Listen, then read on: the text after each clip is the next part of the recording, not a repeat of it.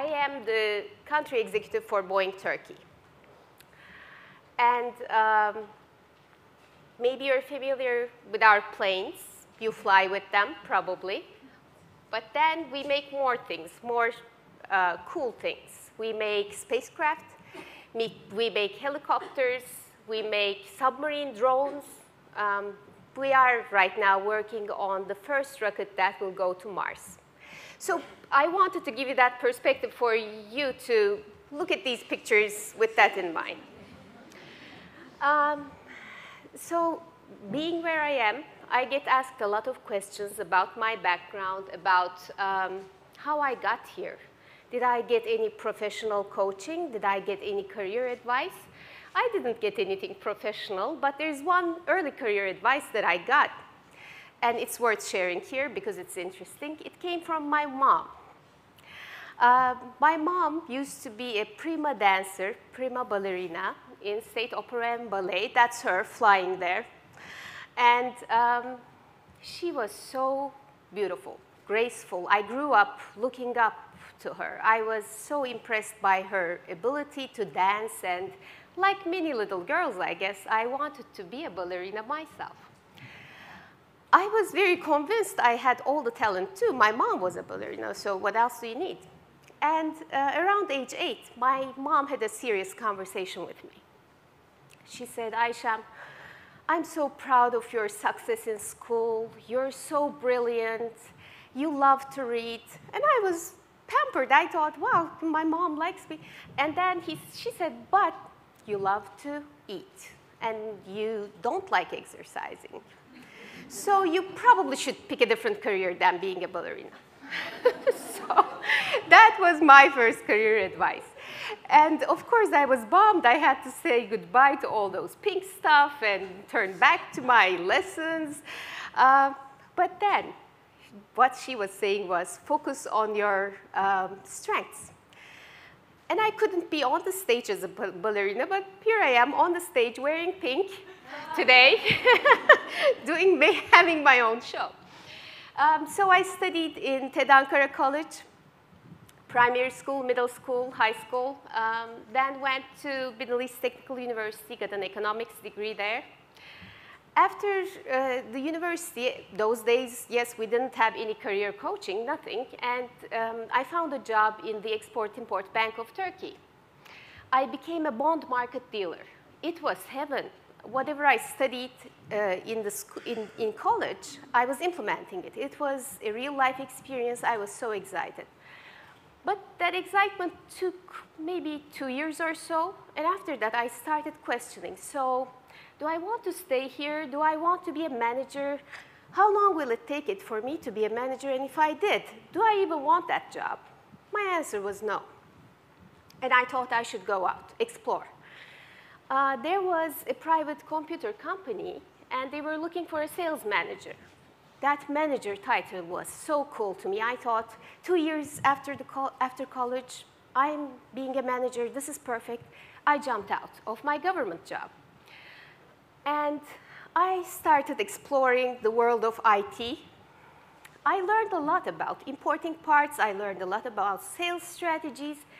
But God, that wasn't what I wanted to do for a living. It didn't excite me at all. So without even finding another job, I left that job. I thought I put a lot of work into becoming an economist, and I should do something about that. So this job opening in US Embassy was perfect for me. They were looking for an economist.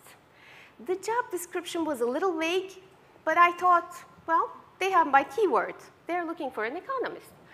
So I stepped into that job, and I stayed there for 13 years of my life, 13 wonderful years, not a dull moment, diverse portfolio. Well, I was working on trade and investment between Turkey and US with specific emphasis on energy diplomacy, but it was a blast. In my 13th year on that job, I remember going to an award ceremony, and they have those in the embassies.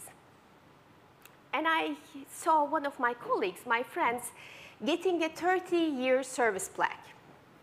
And while cheering for her, I thought, mine is 13, Hers is 30, 15, 17 more years, and I'm getting that, and then what?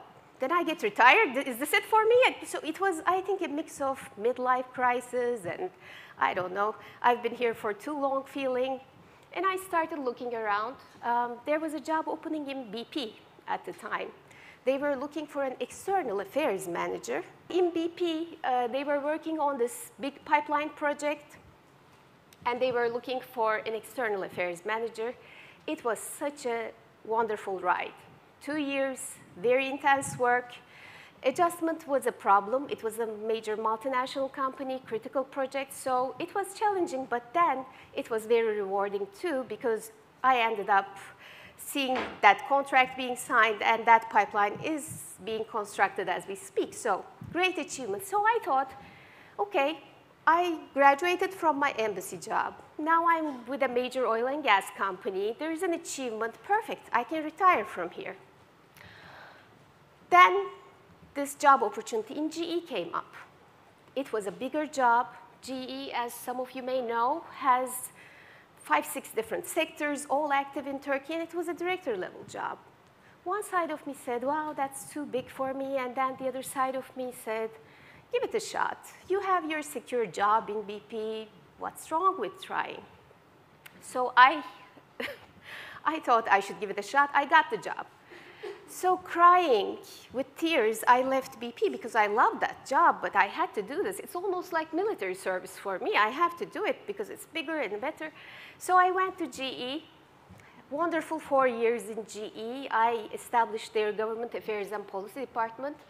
And it was involved, the company was involved in so many sectors. I learned so much about business, and it is one great company. So I thought, okay, it wasn't BP, but this time it's really GE. I really can retire from GE. I was so convinced. And then a couple of years ago, this job opportunity in Boeing showed up. It was about being the first Turk getting to head a major multinational company like Boeing in Turkey. It was about being the first woman doing this job. How could I say no? If my dear boss in GE was here, Canan, she would have told you that I cried on her shoulder and said, I have to do this. So with that, I came to Boeing. I'm loving this company. I believe that we are doing great things. But then I want to draw your attention to a few points. First, I think I was fortunate to be in what I call a zero-gravity environment, which is an equal opportunity environment. I worked in international environments, multinational environments. I never felt different. Look at these pictures, by the way, because I was a woman. Part of it is those multinational environments, but part of it is your own attitude about it. So these are some of the pictures that you see, except for the stewardesses in that picture. I think that's only me, the woman. And then in all these other pictures, please take a look at these. Except for that poor lady who's trying to fly over there, it's really all men. It was oil and gas, it was energy, transportation, now aerospace and defense.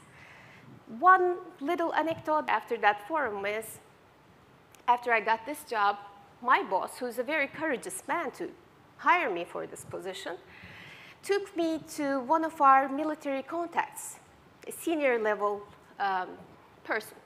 This general, while introducing me to him, my boss said, Ayşem is our new country executive. We are so proud that a Turkish woman has taken over this job. I'm so sure she'll do great. And then the general nodded. He kind of recognized my greatness, I was thinking. And so after some more talk about business, closer to the closing of that meeting, he turned to me and in Turkish, in a way that my boss couldn't understand, he said, so honey, are you business development? Do I call you uncle? What's honey? So I said, no, I'm leading the operations of defense and commercial, all of Boeing in Turkey. But it's about the attitude, right? I smiled and went on. So coming back to the threads or the common points that I was talking about, one of them is surely the international environments versus the attitude, I guess. Second, I think I never chose to remain in my comfort zone. I just was given some kind of a challenge, and I rose up to it. I thought, this is going to be exciting. I tested myself. I put myself in fire most times, because adjustment is a big deal. It's not easy. And then third, my God, I worked hard, because I always want to make sense. When I talk to people, I am so worried I'll bore you if I go on for 2 more minutes, so I have to remain relevant. I worked so hard, and as a woman, you better be relevant. You better know well what you're talking about, or the chances are you won't be heard. So I worked very hard, and that brings me to my third point, which is be ready. When the ball hits your court, you should be ready to score. And I think that's what I did. Then coming to my company again, Boeing. As interesting as it may sound, I think what I love the most about this company is, in a very discreet way, in a very low-profile way, my company contributed a lot to women's integration to industry, to some male-intensive jobs. I want to show you a video.